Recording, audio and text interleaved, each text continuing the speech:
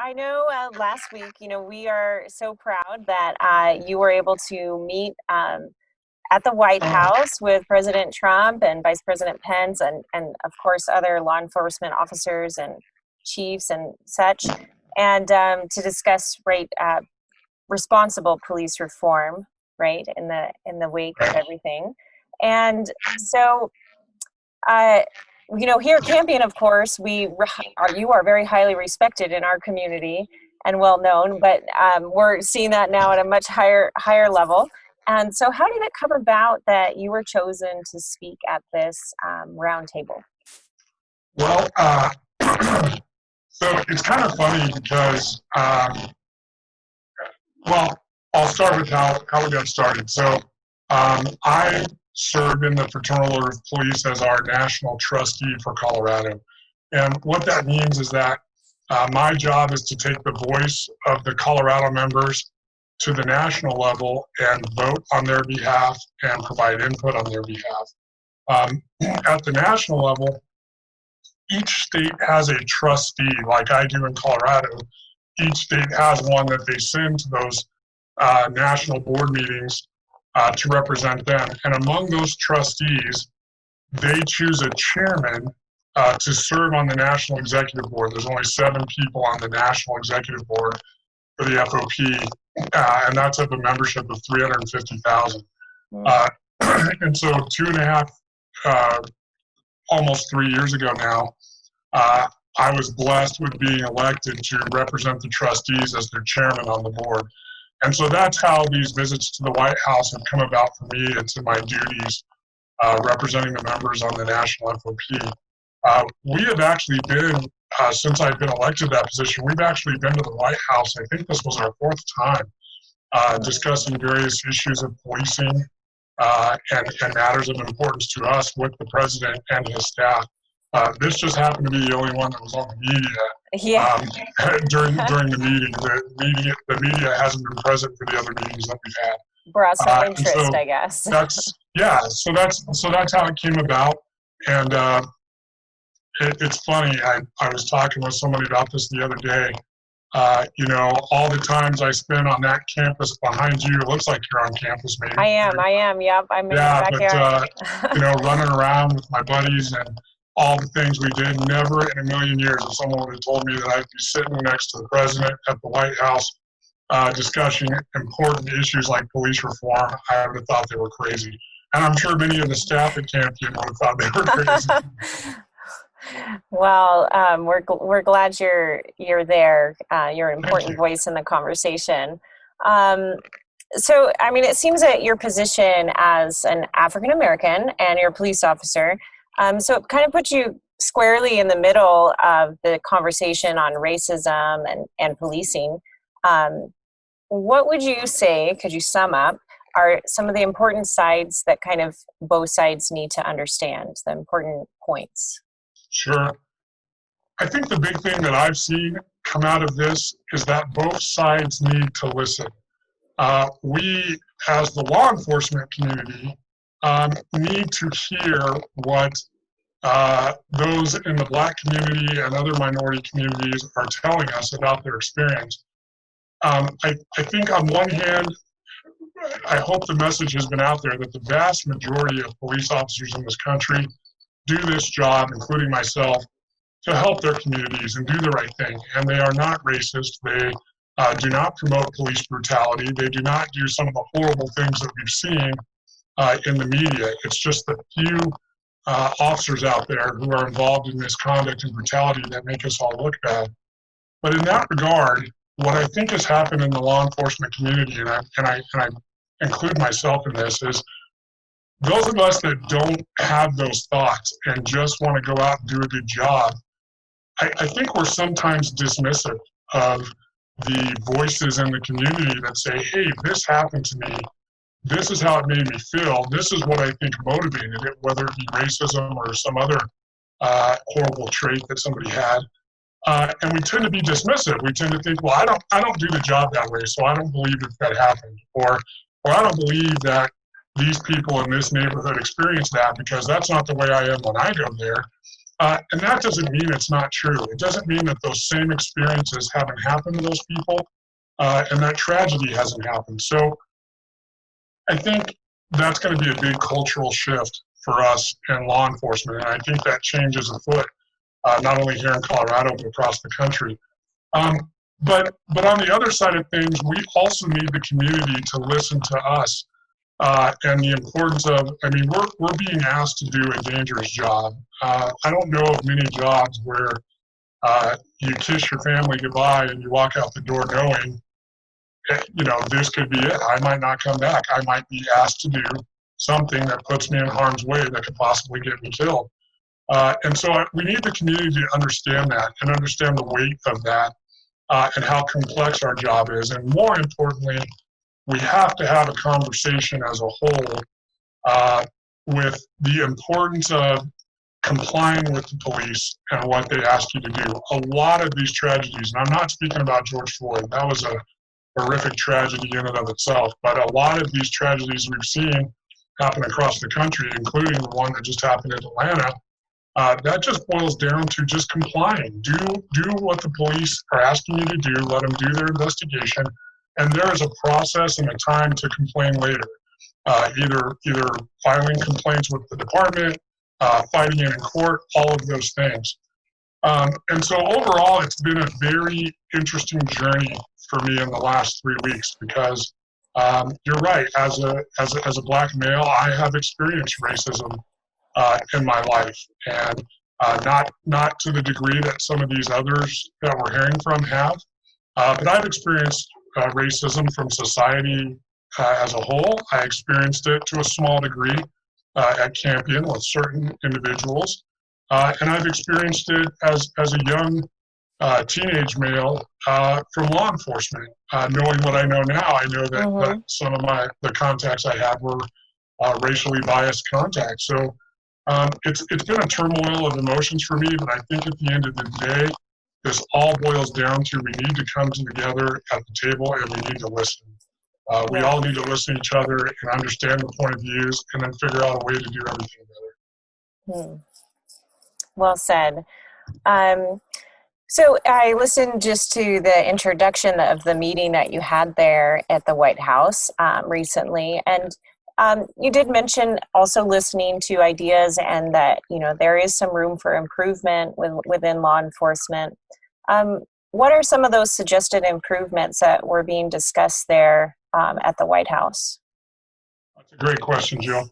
First of all, the barring of chokeholds, and by the way, all of the things that we discussed at the White House, I don't know if you followed it, but those were signed into executive order today. The president signed an executive order today, and that was a direct result of that meeting we had and the input from all the stakeholders there. So that's important to know. But the first thing is the chokehold. And by a chokehold, I don't mean some of the jujitsu holds and stuff that we're taught that block blood flow to the brain and cause people to pass out. I'm talking about a literal chokehold where one person is choking, blocking the airway of the other person. Personally, I was shocked to learn that there was agencies that were still employing that in their use of force practices, because in 27 years in 3 different agencies, I've never been taught that here in Colorado. So that was a big one. The database that they're working on creating so that officers that are fired for misconduct or excessive force will not have the ability to leave one state and go become a police officer in another state. Right now, there's no database for tracking that, and it's really up to the individual agencies to do background checks, and some agencies do really good background checks, and others don't have the resources to do a really good background check. So that is one thing that we supported 100%. The collection of data to track incidents, patterns of practices, and where certain agencies or officers might have ongoing issues with racially biased policing. That is a part of this executive order. So that's just an example of a few of the things that we embrace that we think are going to be great for law enforcement and help us do our jobs better and rebuild that trust in our communities. Thanks. Yeah, thanks for explaining that. Thinking about us as people, as a community, what can we do as regular citizens, and maybe specifically as a Seventh-day Adventists, to support both our good law enforcement, police officers, and the rights of people of color? Sure. So, you know, first and foremost, what I would say to that is hold us accountable. Hold us accountable. If you're involved or you hear of an incident that you believe is an incident of officer misconduct, report it. Go to that agency, file a complaint, go through that process to have that incident investigated, whether it was something you went through or something you heard someone went through, and hold us accountable. I think right now the biggest thing that you can do for law enforcement in today's climate is be loud about your support of them. Be loud, just as loud as you are as the communities are being on the Black Lives Matters movement and the anti-racism movement. Please remember that, again, the vast majority of officers out there are just people like you who have answered the calling to serve and protect their communities. And we know that the majority of citizens support us. We do. But I think a lot of officers on the street right now are not feeling that. They're not feeling that. They're not hearing that. They're having discussions with themselves and their families in regards to why am I doing this? If everybody's going to hate me for something I had nothing to do with, why am I going to go risk my life and my safety to go do this? So in regards to that, I think you can support law enforcement by just being loud, showing your support through social media. Here in Loveland, it's fantastic. I mean, we've had citizens showing up every day at the police department with food and goodies and cards and thank yous and all kinds of stuff, letting them know that, hey, other people might not appreciate you right now, but we do. And so those are the kind of things that I think the Campion community and the Seventh-day Adventist community can do. On the other side, I think you should just be as loud and supportive of the movement for anti-bias policing and anti-racism in America and the various different movements that are out there. Be supportive of that. I think that the Adventist community can probably be agents of change in helping us do what we've already talked about, bringing various minorities and various groups together and faith-based groups together to talk about the importance of this matter from both sides, the community point of view and the law enforcement point of view, so that we understand each other better and we understand what each is trying to accomplish. Thanks. Yeah, I think a lot of people feel like you have to pick one side or the other, but it's not just such a right. Yeah. There's some unity on that. Yeah, I'm so glad you said that, and I want to make this point to you because it's important, and I hope that some future law enforcement officers out there in the Campion world or current law enforcement officers hear that. One of the things we've been battling lately is this whole, and it's a cultural thing. It's a cultural thing in law enforcement where, well, if you're standing with them and you're saying that Black Lives Matter and you're saying that all these other things matter, then you're against us. And that's just foolhardy thinking. That's not true. You can stand for more than one thing. You can be supportive of both groups.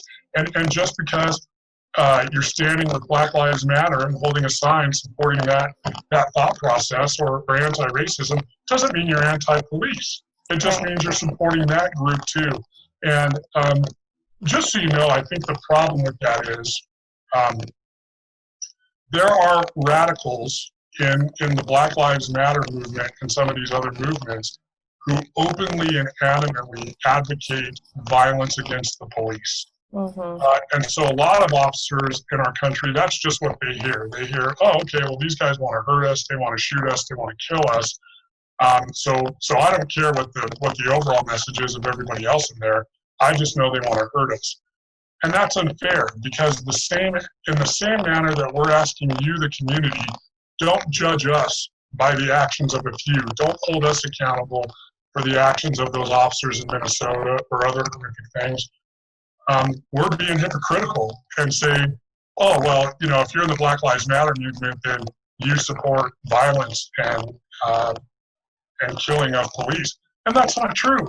The vast majority of people that are out there protesting and holding those signs just want accountability and equality for everybody, and that's the part of the movement they believe in. And so you're absolutely right. Thank you so much for asking that question, because I forgot that. You can support both, and you can be advocates of both, and you don't have to choose sides in this. It doesn't have to be a divisive issue, and right now it is.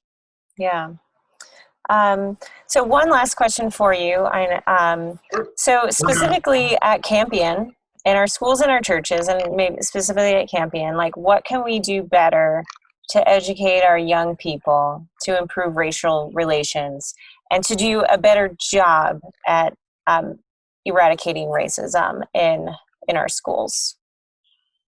Yeah, and that's a deep question, and I think it goes a lot into a lot of different areas. But I think the number one thing, and please understand, I went to Campion at a different time, right, a different era, and so we didn't talk about it a lot.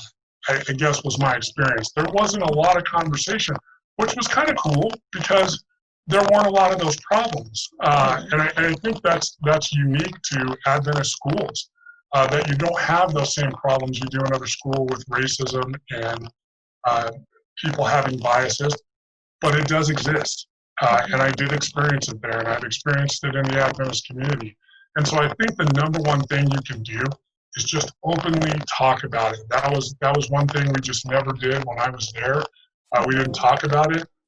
Talk to those students of color. Talk to those students of various viewpoints, ethnic backgrounds, sexual orientation, whatever it may be, and have those tough conversations about what they've experienced and what you can do in the Adventist community and what we all can do as just a human race to better that. Just have those tough conversations and openly talk about it. That would be the number one thing I think you can do. And then if you have those incidents on campus and you have students feeling that way, as staff, you really have to evaluate, okay, what can we do better? What's happening here that we need to address? But you can't solve the problem if you don't talk about it and know what it is. Yeah. Well, thank you so much for your advice. I know you're heading off to your shift, right? So It's going to be a long night shift tonight, but we're ready. Well, thank you. We are so proud to have you as a Campion alum. And thank you so much for taking the time to talk with me today between everything. This is a super important topic. It really is. It's I think, like I said earlier, a change is afoot worldwide, not just in Colorado, not just our country, but worldwide. So happy to talk about these issues anytime. And just know I'm just as proud of all of you and proud to say that I'm a Campion graduate. And love the work you're doing, and I believe in Campion Academy, and I know it's going to continue to turn out good, productive members of society and future leaders. So thank you for what you guys do. Appreciate it. Awesome.